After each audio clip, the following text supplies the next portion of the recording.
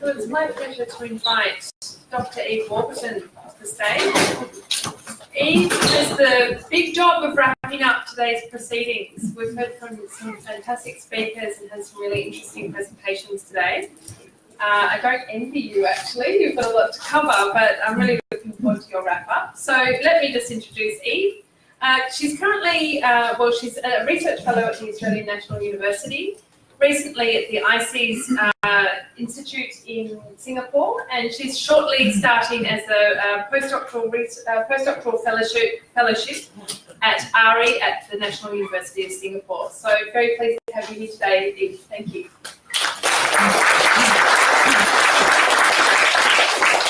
Thanks very much, Natalie, and thank you to SSEAC and to the team for the invitation. It's a huge honour to be speaking here today, and I welcome the challenge, the immense challenge that I've been given. So basically my job doing the wrap-up is to provide you with a bit of a summary of the main points that our speakers have covered, and to try and maybe sketch out some of the broader trends regionally when it comes to the state of democracy. And I'm going to try and do that by engaging a little bit with some of the major debates, the scholarly debates that have been going on this topic of democracy in Southeast Asia. I'm going to do it all in like 25 minutes, I think. Okay, so one of the major topics of today was clearly elections. So Timor-Leste held its second lot of legislative elections, and these were undertaken in the context of, as Clinton explained, a kind of political gridlock and a deepening political polarization. But the institutions in Timor-Leste clearly proved strong enough, the democratic institutions proved strong enough to ensure that the new legislative elections provided a peaceful way out of that gridlock. And so that's why this year Freedom House has actually upped Timor-Leste's ranking, its freedom ranking, and it's now the only country in Southeast Asia to be considered free. All of the other countries that we've discussed today and others that we haven't discussed but apparently I'm allowed to touch on are all partly free or not free at all, according to Freedom House. And indeed, other international indices have given Timor-Leste the same sort of ranking, the same sort of score over the past 12 months.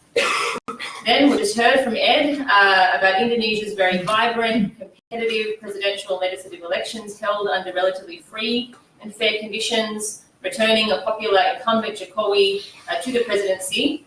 But as we've just laid out, the results also reveal a society that is increasingly, at least politically, when it comes to politics, when it comes to their political preferences, increasingly polarized, and polarized along a socio-religious cleavage, the old cleavage of Islam, of those people who hold a more Islamist vision for politics and for the public sphere, and those who hold a more pluralist vision for the public and political sphere.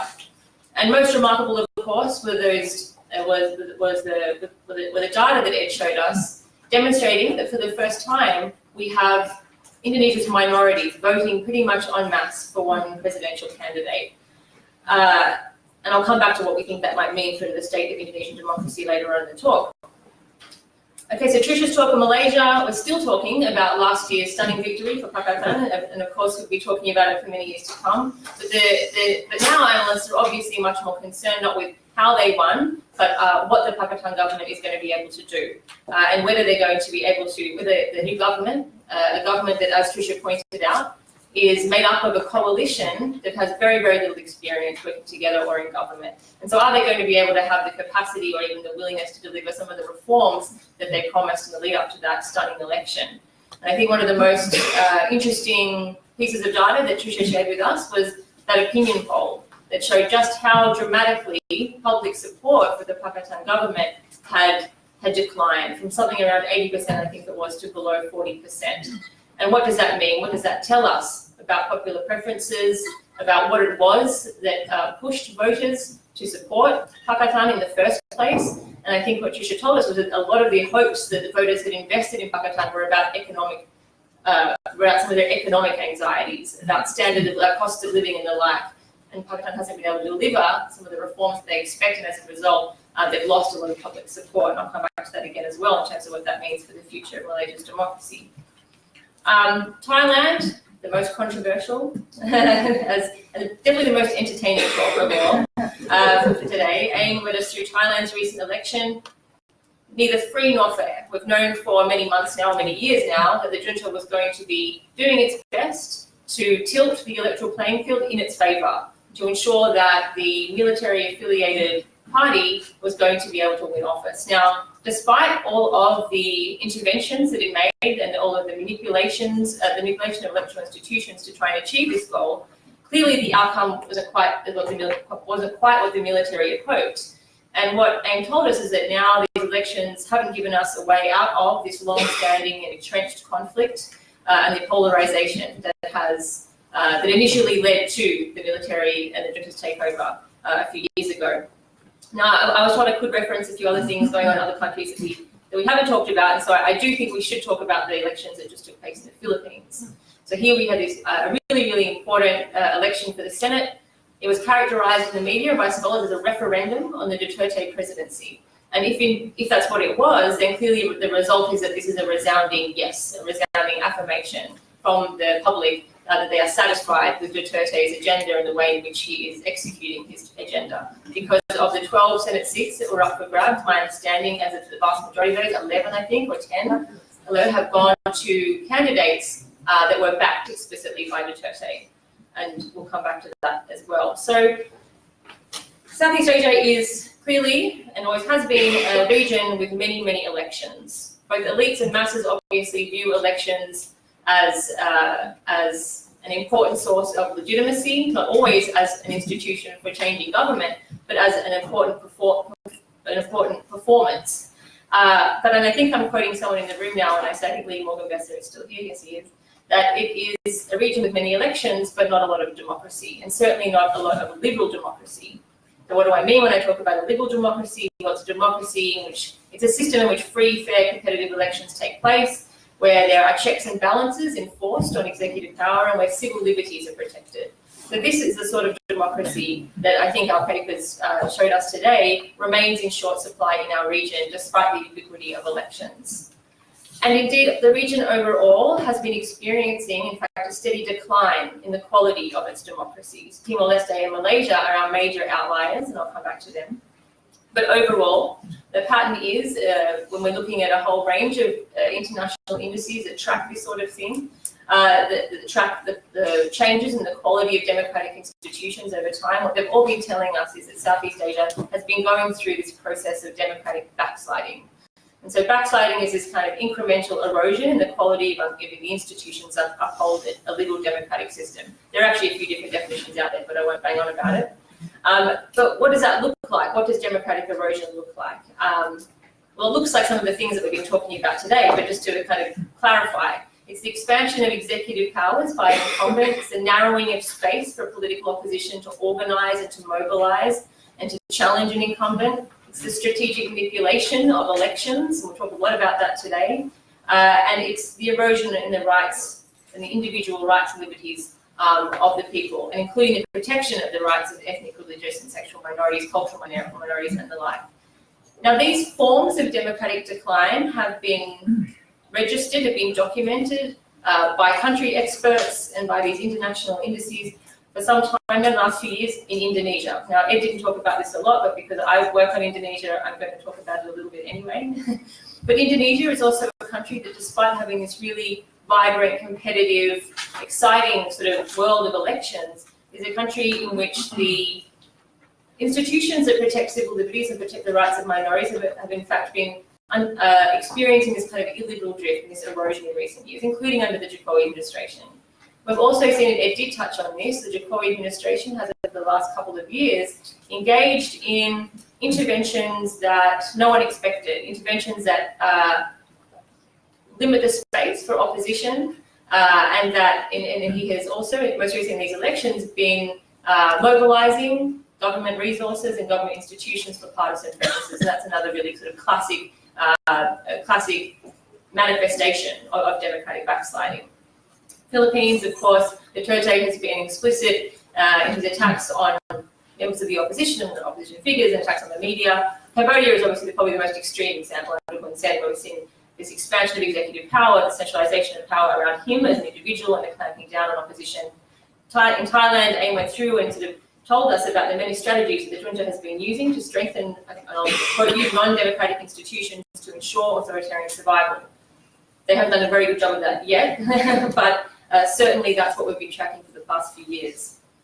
In Singapore, now this is a country that has been extraordinarily stable, including in international indices, and it's a country, as Ho Young described, has always had immense limitations on freedom of speech, freedom of organisation, the political sphere. But this new anti-fake news law that he described to us today seems to indicate it's a new innovation designed to chill free speech, I think were his words, even further. And then, of course, in Myanmar, the government, the systematic and government-led violence and cleansing of the Rohingya minority community is the principal reason why Myanmar has been clocking this decline in the quality of its democracy over recent years. Now, of course, Malaysia is this really incredible outlier. It's a country that for many, many years was just sitting there. It's a semi-authoritarian or electoral authoritarian regime. It was always more open than Singapore, and so there was always the possibility of a turnover in government. But it's still, as Tricia described, it shocked people, and we've had these immense gains in the past year, leading to it sort of really, its score in these indices has really improved quite dramatically because there's new freedoms in terms of media, freedom of speech, and yet what Tricia emphasised was that despite all these this new introduction of political freedoms, Malaysia remains a deeply conservative society. There's many features of the politics today remain illiberal. And I think the best example of that is her final comment, which was that these institutionalized privileges for the Bumi Putra, for the Malay, the ethnic Malay indigenous community, even though there were promises that they would check that the Pakatan would begin to kind of unravel those privileges, it now seems that that's untouchable and that she sees no change there, at least in the near future. So these are all the kind of concerning cases of democratic decline and democratic backsliding that we've seen in our region. Now, just reflecting on them a little bit, and on the definition of democratic backsliding itself, it's all very much a top-down, or it seems to be very much a top-down process. These are, and I'll use a term that's been used by Nicole Corrado and Diego Fossati in some of their forthcoming work. What we're seeing here are these sorts of authoritarian innovations that incumbents and political elites execute, they design and execute in order to change institutions to suit their illiberal or authoritarian agendas.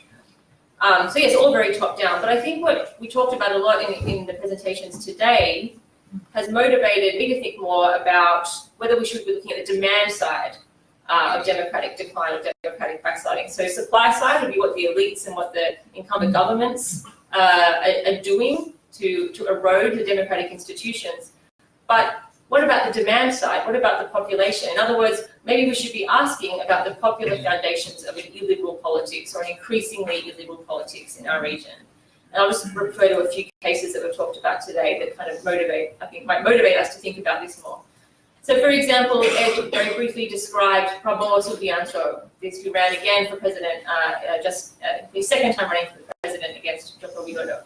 Now, this is a man who, yes, Ed has described as kind of classic authoritarian populist. He mobilizes an immensely divisive rhetoric. He has clearly an illiberal agenda. He has long called for a kind of rolling back of some of the reforms that were instituted after the fall of the New Order regime. And he's a man who, in this election, explicitly allied with hardline Islamist groups, made them a very prominent feature of his campaign for the presidency. And okay, so he's lost twice, but he clearly remains immensely popular. And he has, in both elections, enjoyed somewhere around 30 to 40% of the electoral support. In Thailand, and AIM outlined this, what started the crisis and what triggered the junta's takeover was this urban middle-class street movement and an immensely conservative and illegal movement that was calling for an end to elections in order to clean up the system. In Singapore, no, I'll go to Malaysia actually, and then in Malaysia, Tricia's comments on identity politics, I think, were very striking. So and I want to return to that poll that she gave us that showed this dramatic decline in support for Pakatan Harapan, or for the incumbent government. And one of the key reasons that Tricia gave for this lack of support was economic factors, that people weren't satisfied with the economic policies of the government so far. And she reminded us that Pakatan Harapan's success was, of course, dependent on a constituency of people who wanted change and who wanted a more liberal political landscape and a more liberal set of democratic institutions. But it's also possible that many people voted for Pakatan Harapan because they were just simply unhappy with their economic situation. And the backlash that we've now begun to see from the Malay community, that she said they're unhappy with the threat to their welfare and the threats to their privilege. And so what that tells us there is, again, that this is kind of the popular foundations of liberalism in these countries is something that I think we should be considering, rather than just all of the top-down innovations that is emphasized a lot in the literature. And of course, then there's the Philippines. Now, we'll talk about this quickly again, because this is something that experts from the Philippines have been grappling with a lot since Duterte came to power. And again, these elections for the Senate demonstrate that he's a liberal agenda, is immensely popular, with a large slice of the Filipino population. And this is really concerning because now that he has a strong majority in the Senate, he has the power to pass what he has, and he'll be very explicit about his goals now, as an immensely illiberal agenda.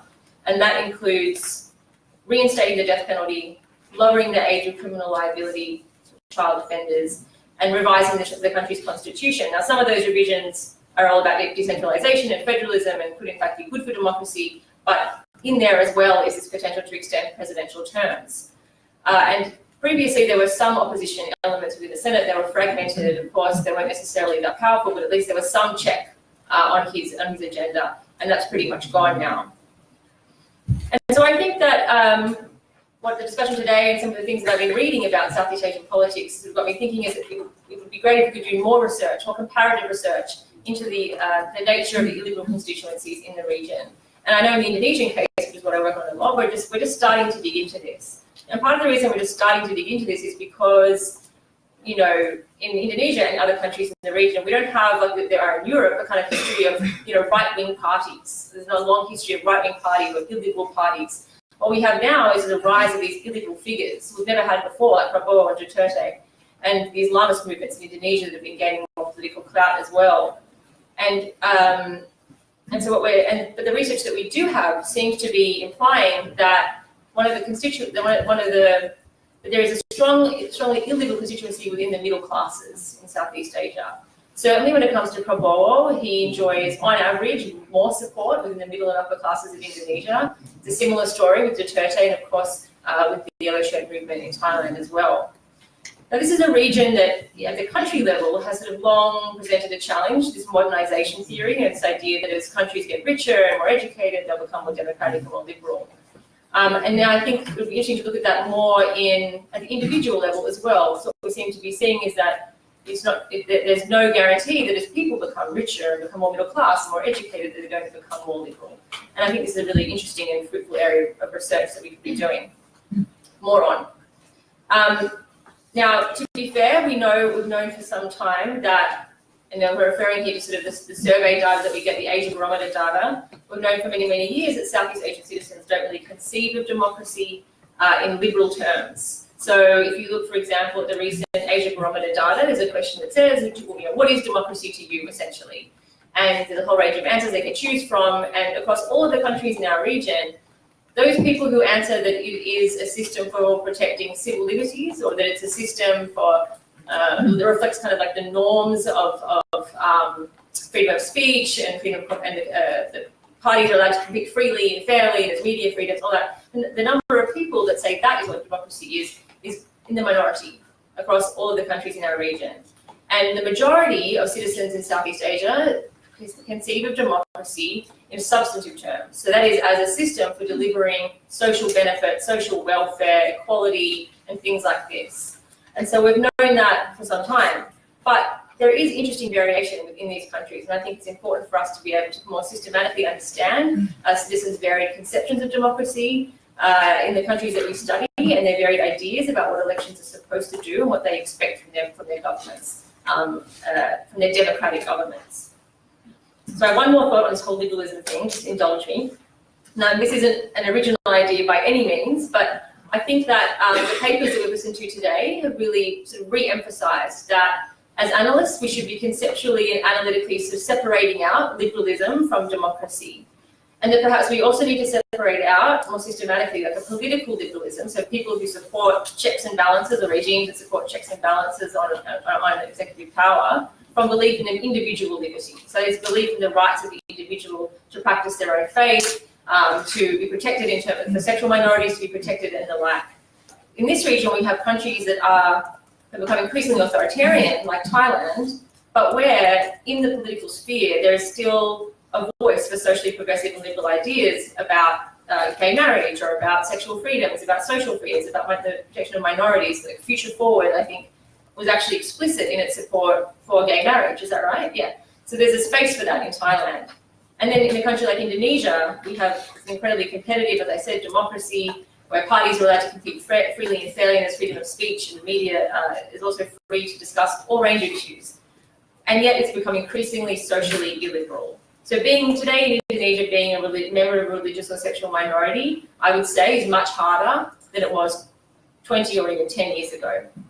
And in relation to the other case, we're seeing these leaps forward in terms of ensuring a freer democracy, improvements in the liberal checks and balances. But this seems to have, according to Tricia, kind of very little relationship to sort of improving, or there's been very little change in terms of, there's been increasing conservatism and social illiberalism, I think, was one of the slides that you included at the end there. So in the time that I have left, I'm going to switch gears a little bit, and I want to talk about an issue that Ed raised, or spoke a lot about actually, in his presentation. It's come up in different ways in other presentations today, and that's polarization. And again, indulge me a little bit, because this is just something that I'm really fascinated about. I went back and I realized that in the lead up to the Indonesian elections and just after the Indonesian elections, almost every person who works on Indonesia at ANU has written about polarization. So we're obsessed with it. But it is something that's important for lots of other countries. It's an important concept, and it's something that we should be thinking about in the other countries in our region. And it's also an issue, or sorry, a concept that has been debated more and more in the comparative literature on democratic decline. So what is it, and how does it precisely lead to democratic decline? What are the kind of causal mechanisms? So, and what I would suggest is that it's not always a bad thing, in fact. So polarization can lead, or can sort of motivate these moments of democratic decline that we've talked about today, or they can actually contribute to, in some forms, democratic progress or the consolidation of democracy in certain ways. Okay, so what is polarization? So it's this process whereby, like, the normal things that divide a community, the normal multiplicity of differences, whether it's your class differences, your gender, your ethnic differences, the different organizations that you belong to, and all those sorts of things start to fade. And instead what you get is people aligning along one single dimension. So all the cross-cutting differences become irrelevant. And here I'm relying on an article by Sommer and McCoy, a really great article on polarization. And instead, people increasingly perceive politics and society, and they describe politics and society in terms of two factions, us versus them. Now, sometimes this can have positive implications, and I want to return to a remark that Clinton made about East Timorese politics. Clinton started off by saying that one of the things that the Western scholars have kind of lamented about East Timor-Leste's politics for so long was that it lacked polarization. It lacked there was never an effective opposition.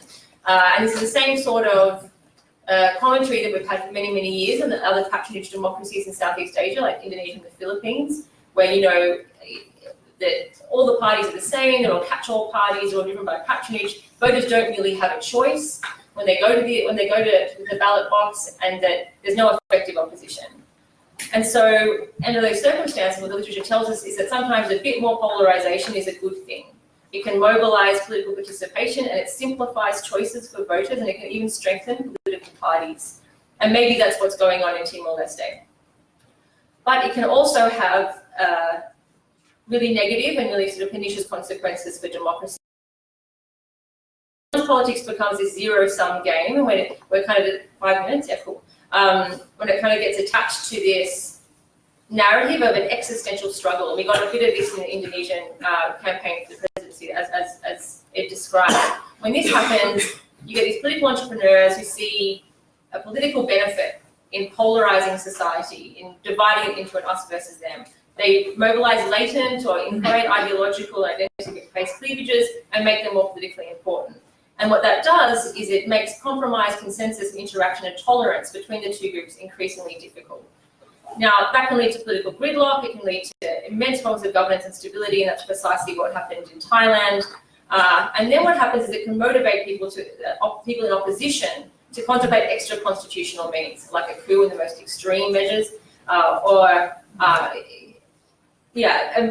perhaps even more serious is when incumbents see an increasingly polarized society, an increasingly unified opposition as a threat. What that leads to is an incumbent curtailing civil liberties, tending more towards authoritarianism, and that's what's been happening in Indonesia. And that what happens is when you get two sides that increasingly see their world in an us versus them sort of binary, the people who support the government, the people who are loyal to the government, like the Jokowi administration, become increasingly tolerant of illiberal actions and attempts to kind of tamp down on dissent and their extra constitutional means. So basically, the population itself, when they're divided, are more willing to tolerate illiberal actions by an incumbent government.